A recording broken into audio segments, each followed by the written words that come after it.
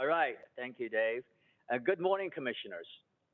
I'm Danny Wan, the Executive Director of the Port of Oakland. And we also have our port team here who are also all here to answer questions that you may have. On behalf of the Board of Port Commissioners, we at the Port of Oakland fully supports the BCDC preliminary staff recommendation to remove the Port Priority Use designation, or PPU, from the Howard Terminal. The last terminal operator at the Howard Terminal terminated its lease early in 2013. The Port Commissioner spent the next 5 years attempting to identify a long-term maritime tenant without success. Since the lease termination, the 50 acres of urban waterfront has been used mainly for container parking, leased month-to-month basis on interim use. Today, I will highlight why the removal of the Howard property from PPU will allow the port to maximize the public value of its waterfront, including improved transportation infrastructure for expanding seaport capacity and public access to the waterfront. Since its creation in 1927, the port has been committed to serving the commerce and transportation needs of the region and the state, and indeed the world. The port devotes most of its almost 20 miles of waterfront, nearly 4,000 acres, or 6.25 square miles, to operating the seaport in the Oakland airport. Facilities are essential to the moving of goods and people for the region. Particularly for the seaport, the acreage of Oakland's waterfront devoted to maritime cargo has evolved both by shifting its terminal from the Oakland inner harbor to the outer harbor, and by expanding its footprint from 750 acres in 1998 to almost doubling its size for maritime to 1,300 acres today. You can see the photo from historical port to today's port. As the seaport expanded and evolved, the Howard Terminal property, located closest to the inner harbor and adjacent to Jacqueline Square, has become too small and isolated to use as a modern container cargo terminal. As you can see on the slide, Howard Terminal is separated from the rest of the seaport by Schnitzer Steel, a private property, and is distant from the center of the maritime operations in the middle and outer harbors. In addition to its size, location, and isolation from the main seaport facilities, the potential for return on investment in Howard for maritime use is also constrained by shallow water depth, aging equipment, and environmental challenges. In January 2018, 5 years after the container terminal operations ended at Howard, the Oakland A's approached the port with its ballpark development proposal that envisions a long-term reuse of the property. The proposal triggered a due diligence process at the port. A paramount issue for our Port Commission was whether the Oakland A's proposal would be appropriate given the port's commitment to growing its seaport business. The Port Commission's role is to balance industry-specific needs with its equally weighty obligation to maximize the value of its property to create jobs, to provide our residents and visitors with access to the waterfront, and to protect our environment. In that weighing of values, the Port Commission very much understands and generally agrees with the port that the port should prioritize maritime use for waterfront land in the seaport footprint, as the maritime stakeholders and industry have urged the port to do. In May 2019, after receiving hours of public testimony, the Port Commission decided unanimously to negotiate with the Oakland A's by approving an exclusive negotiating term sheet agreement. The Port Commission incorporated maritime industry input by including two important conditions to any final agreement to assure that the Oakland A's project would be compatible with the seaport operations. First, the port contractually reserved up to 10 acres of the Howard Terminal for expansion of the inner harbor terminal basin to accommodate the growing ship sizes that are now calling the port. It is important to note that the BCDC must remove the port priority use designation from the needed portion of Howard Terminal to allow the turning basin to be constructed, as open bay water is not a port priority use.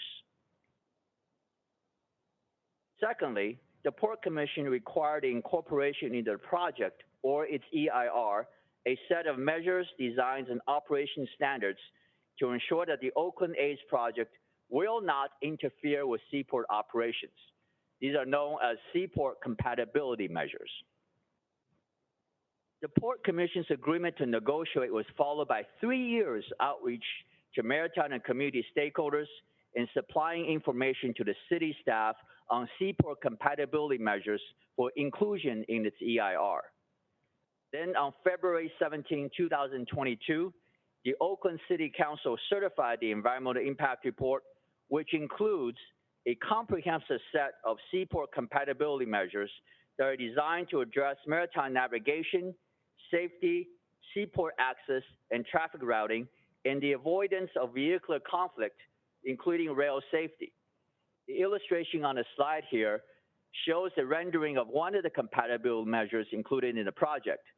This is a new grade-separated vehicular overpass that will separate trains from vehicular and pedestrian traffic. I want to emphasize that it is only after this due diligence and inclusion of seaport compatibility measures that the port has concluded, finally, that removal of the Howard Terminal for maritime use will not impede with the operations or sustainable future growth of the port's seaport operations.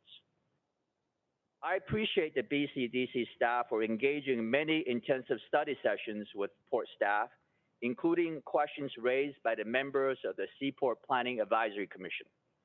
I'm pleased that after much intensive investigation, the BCDC staff preliminary staff report concluded under the moderate growth scenario, the region would be able to meet demand for all cargo types. I want to emphasize that the port does not plan or foresee any need for infill of the bay for cargo volume growth. At this time, I'd like to amplify some of the information on each cargo type that the port has shared with the BCDC staff that gives added reassurance that removing Howard Terminal is not detrimental to port's ability to accommodate cargo growth. Regarding container cargo, the Port of Oakland handles all container cargo in the Bay region. The Tioga cargo study bases its finding on moderate growth rate of container cargo volume at an average annual growth rate of 2.2%. At this rate, the port would grow its cargo volume from today's 2.4 million TEUs to 5.2 million TEUs by 2050. However, the port has historically grown much slower at an annual average rate of less than 0.5% since 2005. That is when the port finished the development of its last modern container terminal. But even if we go back to 1998, before the port began its terminal modernization, the port's average annual growth rate was still only at 1.9%, a pace slower than the 2.2% in Tioga's moderate growth scenario. Therefore, based on the port's actual historical growth rate, the Tioga moderate growth scenario likely overestimates the future container cargo volume growth at the port and related acreage demand. You heard the BCDC staff report mention the recent question of the STT adjunct terminal yard and its future use. The use of that yard is pursuant to a long-term lease with STE for container yard and facilitated by a $19 million port investment in improvements for container terminal operations. I can assure you if this area is needed for container operations, it will remain container operations in the future. Thus, this acreage should be included in the container cargo capacity. In any case, even accepting the moderate growth scenario, the BCDC staff recommendation concludes removing Howard Terminal would not detract from the regional capacity to meet container cargo growth demand.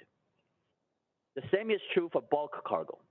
The Port Commission has just approved a lease of 18 acres of berth 20 to 22 in the outer harbor for bulk material, which puts the port significantly ahead of the 2050 project demand. About ro-ro cargo. We noted that the port does not have any ro-ro facilities and that there are large and well-developed ro-ro facilities in Benicia, Richmond, and San Francisco. As well, Antioch has significant railroad capacity that serves the San Francisco Bay region, though, as staff noted, the facility is located outside of the BCDC jurisdiction. Port staff assisted in identifying additional acreage of railroad capacity at the Port of Benicia, as well as supplied information on why Howard is not suited for modern railroad terminal investment and development. We appreciate the BCDC staff incorporation of this information and the revised railroad analysis. Reassuringly, the region has ample acreage to meet long-term railroad demand.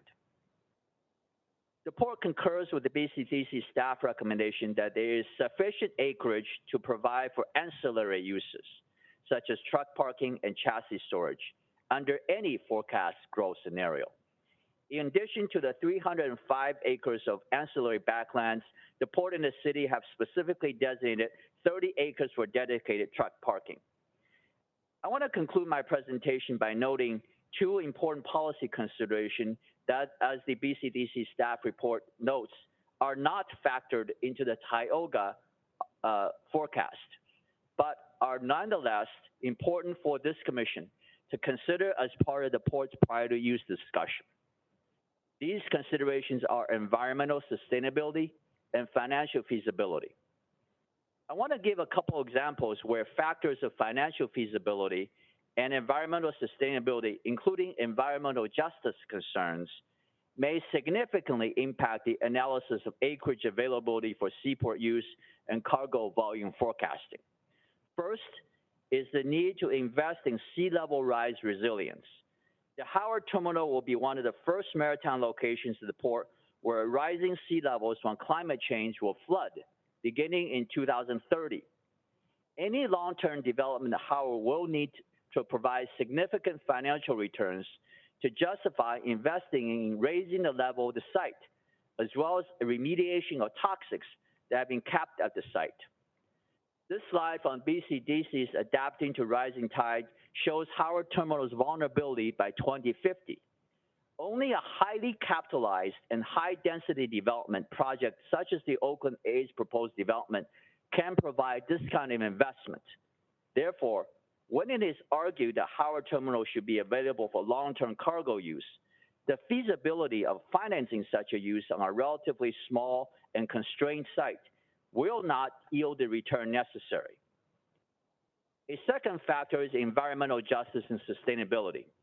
The Port of Oakland is situated in a highly urbanized area neighboring historically disadvantaged communities that have been impacted by port operations, especially by air emissions of ships, trucks, and trains.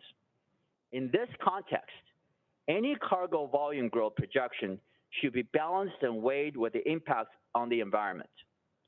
The Tioga report, for example, projects a strong growth scenario under which the Port would triple its cargo volume by 2050.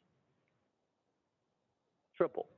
In fact, the moderate growth scenario, even the moderate growth scenario is ambitious given such constraints on the environment. With these factors in mind, the Oakland Port Commission prioritizes planning for sustainable growth with a process that factors in financial feasibility, environmental stewardship, and principles of sustainability. The Port Commission adopted the 2020 and Beyond plan that envisions a pathway to growing the seaport with feasible zero emissions technology, including the electrification of port-related equipment and vehicles. With sustainability as a foundational principle, the Port is planning not only to grow its seaport, but also to increase public access to the waterfront and add to the economic vitality for the region, all the while fulfilling our social responsibility to the community. The proposed ballpark project, the Howard Terminal, is envisioned to transform the area next to Jack Linden Square to a regional attraction and a housing and commercial hub with infrastructure to promote both public access and safer seaport operations. Removing the PPU designation means the process of infrastructure and financial planning, securing community regional events can move forward. The Port of Oakland respectfully requests that the BCDC remove the Port Priority Use designation for Howard Terminal and allow Oakland and the Bay region to fully realize its public value and to facilitate the expansion of the turning basin. we're happy to answer any questions. Thank you.